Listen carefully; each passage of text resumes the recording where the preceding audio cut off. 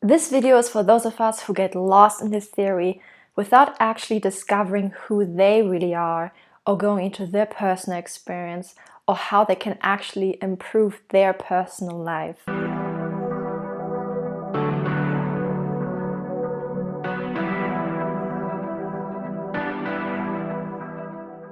Okay, let me tell you a little bit about my personal journey, which is actually quite stressful to talk about, but I'm gonna do it anyway because I think it's gonna help you understand the situation. So, as most people, I started out not really having a good grasp on my purpose or what I should do in regards to my interactions with other people, and just figuring things out was difficult for me, and personality type theory helped me a great deal with that. It got to that point where I also understood a lot about the theory. I had written and read a lot about it, and I could talk about it pretty well. But as I said, it got to a weird dissonance where I was really knowledgeable about it, but at the same time, I was not implementing it as much in my personal life. So basically, I was using the theory, I was helping other people with the theory, I was helping other people going through their limiting beliefs, going through what they could do to improve their lifestyle and things like that. But doing so, ironically, I was distracting myself from dealing with my own personality, my own, let's say, issues, right? So this is something that people can fall into. It's a bit confusing, but this is what happened to me. So I was following my purpose. I believe I am following my purpose with type evolution. So I felt pretty confident about that. There were also a few days that were not that confident about it, but usually I was pretty much on track and thinking, okay, I got this purpose thing figured out. This is like the most important thing. And the worst issues, I think I have figured out and worked on. So it's fine, smooth sailing, right? Now I can focus on other people. Because in the beginning, it was very much me focused, and that kind of got boring. So I was like, okay, I'm gonna share it with you guys. However, you cannot just do one thing. Like, you cannot only focus on the others, or you cannot only focus on yourself.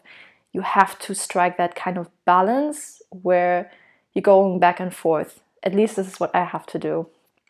So as I said, I totally lost sight of my own personal development and what I actually need to do, and that I actually had instinctual needs and certain interactions in my personal life that were not going that well. And it really required a waking up moment. So this is why I'm making this video. The other side of the coin, another very common scenario, is many people, or most people, take a random personality type test, get a random personality, because let's face it, usually it's rather random what you get. And then they read up a few things, and if they're really into it, they read a lot about it, they read a lot about the theory, like I did. Or even other people don't read that much about it. They just go into it, they're like, okay, I am blah blah personality type, and then they sometimes talk with people about it, and that's it. Or they use it to, how you say, explain their bad behavior. Recently someone said, well, because I am a so-called perceiving type in MBTI, that means that I will never finish things in my life. I will always start things and never finish them. And I'm like, no, this is so not the point of personality type theory. And I made videos about this subject anyway, that perceiving is not about being unconscientious, which is a very common stereotype that unfortunately MBTI is perpetuating, and also other personality tests. I wrote an article about it, I made a video about it. Anyway, so to come back to the point, you actually need to use the theory to improve your life if you want to do something valuable with it. A lot of its value is sleeping in that environment. It's asleep, right? And you can only wake it up if you not only look at the theory, but you actually go deeper than that. And it's not enough to type yourself in the system. Even if you are correctly typed, it's not enough to know your personality type. It's not enough to know your instincts. Just knowing about it generally is not enough to change your life and not enough to improve your personal life. And I had that experience as well, where I was like, oh, damn, okay, I messed up. I didn't go really into my own personal experience. I was doing some things right, but other things not really. So there is an example how I see people who only talk about personality type theory in order to have something to talk about. It's like just having a hobby and not actually doing anything with it. So let's say your hobby is movies. You only talk about movies. You might not even watch any movies, or you are not making any movies yourself, or you're not using what you are learning in movies to apply to your own personal life. You can actually learn a lot about certain stories and how you can be inspired to change something in your life. And this is how I see it with personality type theory and many people online who are just using it to grasp at some kind of random identity and to have an excuse for why their life sucks. And that's not really how it works. I mean, your negative traits or habits or behaviors are oftentimes related to your cognitive functions, but that does not mean they have to stay in the negative realm. I made a video about the light and dark side of the cognitive functions. So in an earlier video, I also talked about personality type growth and that the Jungian self-development is a bit more static and it's a bit more about self-discovery. To a large extent, that's true, but I would have to add that especially when it comes to the light and dark side of the cognitive functions and other little things, it's not really that static. You can always improve yourself. However, it's important that you improve yourself based on your real personality and not trying to be another personality type. So I'm not telling you to be like, okay, I really have very weak extrovert thinking, so I want to become like an ENTJ or ESTJ. And that's not really how it works. You still need to move around the strengths of your personality type, but you can develop it further and go a step further. Basically, I want to emphasize that just learning about personality type theory is not something you can tick off and check off a list. Like, okay, I learned about this type, I learned about that type, that's it. It's a constant evolution. It's a constant evolution until you die. So you always have to put the work in, especially when it comes to you and your personal self. So as I said, there is the personality type and there is you, and you need to build a bridge in between the two. You cannot just stay on either side. If you only focus on what is my personal experience, how I feel about it, it might help some people, but oftentimes there is no direction really, and they're only directed by their feelings, and this is not always the best way to go about things. And if you're only on the theory side, you are never really gonna change yourself. You're only gonna talk about a subject, a hobby, and that's it. There's not gonna be any change. So it's best if you build the bridge in between the two and really see how you are relating to the personality types. So going a step further also means that accomplishing things is not enough either. So I am a strong believer that all the accomplishments, all the positive things in your life mean nothing unless you are following your purpose related to your personality, of course, and you are improving and optimizing your personality and your mindset. So a very common example is basically most celebrities in the world, or let's take a random one. Let's take Kanye West. So of course I don't know him personally, but he's giving off the impression of having all these accomplishments. Recently he was coined one of the richest black men in the world. But he has mental health issues, he's going through a divorce, and my impression is that his instinctual needs are sexual and social. So being rich is mostly good for the self-preservation instinct sometimes, possibly, usually. So it doesn't really help him that much. So let's say he's going through his purpose, but all the other aspects are not working for him. Then you could say, what's the point of that kind of life? You could think, okay, he is bringing value to other people, but if he is not valuing himself, then what's the point? If he's not experiencing a life that is personally meaningful to him or that is mentally enriching for him or fulfilling, it's a bit of a lost life. And this is something, okay, I don't want to cry, but I also know other people who have the same issue, and it's really heartbreaking for me. So yeah, that's also why I'm making this video.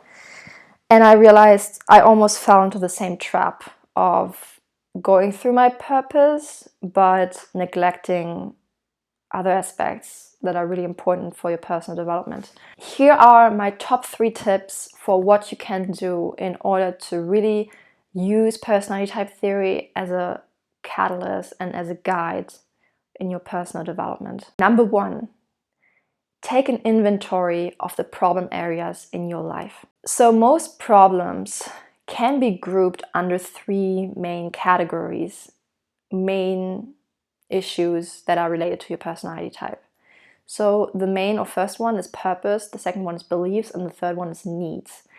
And all these 3 are connected to each other. The purpose, I have purpose roles based on the 16 types on my blog. At this point it's 9. I'm going to work on more, but essentially I believe that the 16 types are actually pointing you towards what your purpose role is. And a purpose role is based upon your strengths and weaknesses in terms of cognitive functions, and also what your personality type values. Meaning this is something you're going to be good at, and it's going to make you feel fulfilled if you follow it. So this is the perfect blend. And also I would say it is what the society actually needs from you specifically, because there are many different needs in society, let's say, and this is also why many people follow different kinds of purposes or purpose roles based on the people they are surrounding themselves with, who are telling them you should do this, you should do that. And this is going to confuse things. So the purpose type is really, really based on your personality. However, there's a caveat, and I'm going to go into that in the next 2 points. This is just the overview. And your purpose also depends upon your enneagram and your instincts. So let's go to beliefs. So you might think belief is about, oh, what kind of religion am I following? It's not about anything of that sort. It's not really necessarily about spiritual beliefs. It's mostly about limiting beliefs. And I have found that a lot of limiting beliefs are heavily dependent on your enneagram type. So I talked about this a bit more under enneagram ego identities. So we have a certain ego identity that is predisposed towards certain limiting beliefs, especially as we become unhealthy. And these limiting beliefs are supposed to keep us safe and make sure that we survive. But oftentimes these limiting beliefs limit us, and they limit our expansion and growth. So once you know your enneagram type, you can have a bit of a blueprint to see what are your limiting beliefs, and then you can overcome them slowly over time. But it will be a constant reminder. You will never exactly get over it, so to speak, but you can work on it so it doesn't control your life anymore. And then the last but really, really, really not least, needs. So satisfaction of needs. Needs being usually the instinctual needs, social, sexual, and self-preservation. How well you are fulfilling your needs instinctually. And usually addictions and any kind of compulsive behaviors are tied to our instincts and also to other areas like purpose and beliefs, because if we have very limiting negative beliefs and if we are not following our purpose and embracing our personality, then usually it leads to addictions as well. So all these 3 things have to be at a good level and work in harmony. You can ask yourself to really figure out where you are at. First question, Are you following your purpose? Or you ask yourself, am I following my purpose? Am I free of limiting beliefs? And the third one, am I fulfilling my instinctual needs? Or are my instinctual needs satisfied? Or very, very generally, are my needs satisfied at the moment? So then, this is a bit of a very quick way to gauge it, but you could say 5 stars means it's awesome, it's exactly how I want it, it's perfect, it's going great, I feel great about it. And 1 star is like the absolute worst. Usually it kind of correlates with suicidal thoughts or just really the worst destructive behavior possible. And 3 is kind of in the middle, it's a bit meh. It's like, it's kind of working, but I need to do something about it. I'm not that happy about it. So, what you can do, as I said, you can go through these 3 questions and try to gauge how many stars would you give them based on your life. How many stars would you give them based on your current situation and personal life? So if we go back to Kanye West, just based on my impression, I would probably say that when it comes to his purpose, at the moment he's maybe around like 4 stars, 4.5 stars. When he was in his prime, 5 stars. And this is very common for celebrities. Celebrities usually are fulfilling their purpose role based on their strengths and weaknesses. So usually they will score very high in this aspect. Many other people who are not celebrities, they usually score lower in this, especially if you hate your job, for example, if you are really unhappy with your career or where you're going in life. This is usually a sign that you are not following your purpose, something is off here. So then you would have a lower score. The next one, how is Kanye West with his limiting beliefs? I am assuming not that good. Usually when we have mental health issues, it's tied to very negative limiting beliefs. So I would say he's probably around like a 2, maybe even less, depending on what's going on in his life. And then when it comes to his needs, as I said earlier, I get the impression that he is sexual, social, and self-preservation is his last instinct. Apparently self-preservation is doing very well, and the social instinct, yeah, I mean, he's famous, he has a following, so it's not too bad. But his sexual instinct is probably pretty bad at the moment. So I would say he's maybe around 2 stars when it comes to his fulfillment of his personal needs. So once again, a bit more of a personal example, I would say at the moment, on a good day, I am at 4 stars with type evolution. On a bad day, maybe 3.5 or 3 stars. When it comes to, purpose, limiting beliefs, I would say I'm actually at 4 stars, but it could also drop to like 3 or 3.5, depending on if I'm having a bad day or something. And when it comes to needs, I would say this is still the area I have to work on the most. At the moment, it's maybe a 3 stars, if I take into account all my instincts. But you could be fine at a certain instinct and really bad in another. So it also kind of depends. It might even drop lower than that. But overall, that's my profile, I would say, at this point. But I believe that we have to work on any area that is a 3 stars or lower. So yeah, I can say, to give you a bit of encouragement and inspiration, that when I started out with personality type theory, when I was at the lowest point in my life, my purpose was maybe around 2 stars, 2.5 at most. When it came to my limiting beliefs, or like my beliefs, it was like around 1 star, to be honest, or 1.5. No, I think it was 1 star. So yeah, and when it came to my need fulfillment, need satisfaction, it was also 1 star. So it was pretty rough. And I'm really glad that I could amp it up, I could grow in these areas, but there's still some growth to do. And I think unless you are at 4 stars in every area, you won't be that satisfied with your life. And you won't be showing up as your best self, and you won't be fulfilling the purpose of humanity as a whole.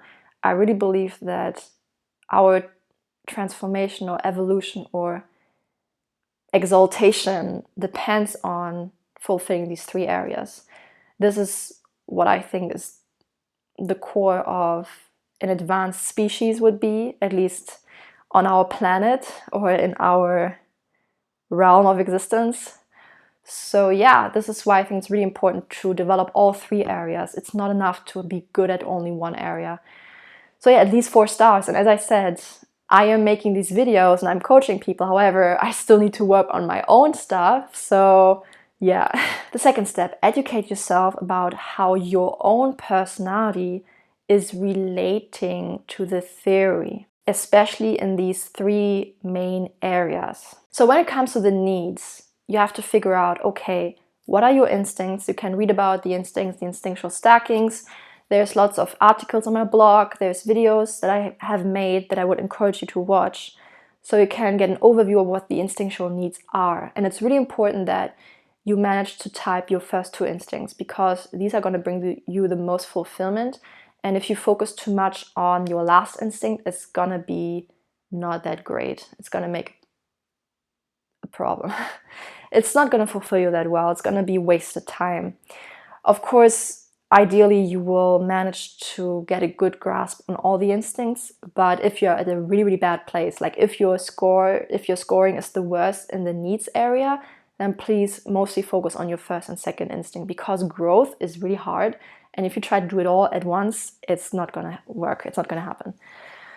So, and as I said, look at your own life. Maybe you have to write it down. Look at it and write down what are the things you are currently not satisfied with when it comes to the instincts. So you know how it relates to you personally. This is really important.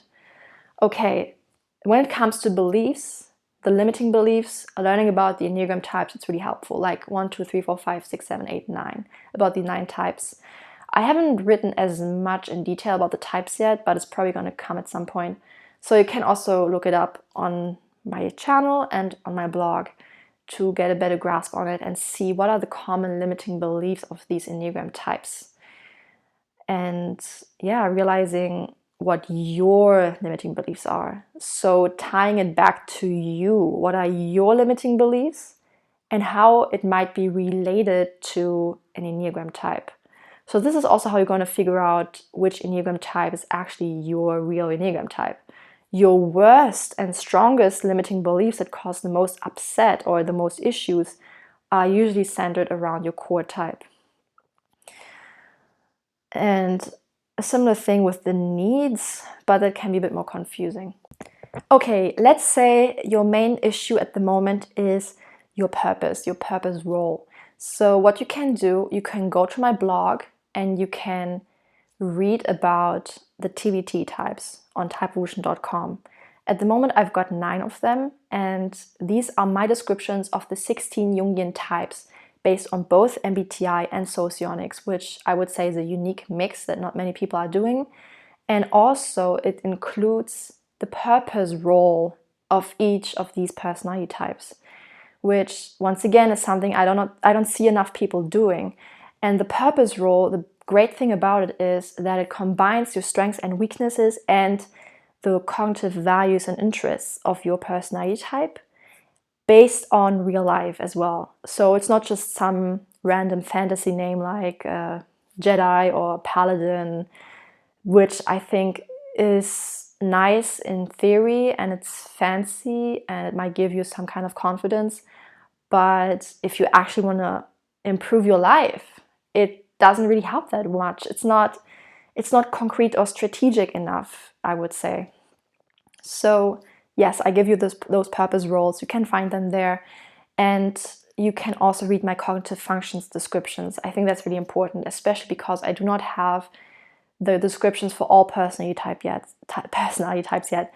I think at some point I'm going to have all of them and I'm going to make sure you know about it. But for now, this is what you can look at, and there's a high chance that your personality type will be amongst those 9 that I have at the moment.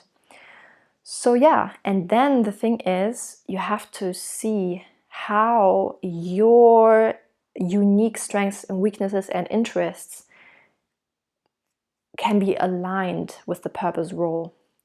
So many people also have this weird belief that someone of one personality type, there's only a certain list of careers they can do, or they all are going to be gifted at music or not. There's the stereotype that you can only be good at music if you're a certain personality type.